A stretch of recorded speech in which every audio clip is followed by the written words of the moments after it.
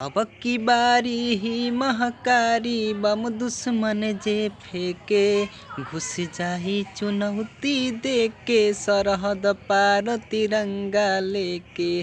घुस जाही चुनौती देके सरहद पार तिरंगा लेके। अब की बारी ही महकारी बम दुश्मन जे फेंके, घुस जाही चुनौती देके सरहद पार तिरंगा लेके।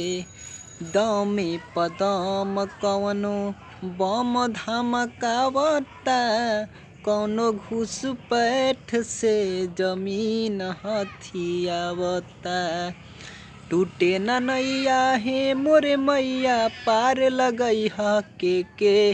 घुस जाही चुनौती देके सरहद पार तिरंगा लेके।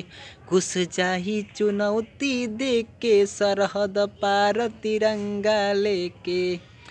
नमस्ते प्रणाम, हम भोजपुरी गायक विशाल प्रेमी यादव। अगर आप लोग के हमार आवाज़ अच्छा लगल होखे तो चैनल के subscribe, like, comment, share. Thank you.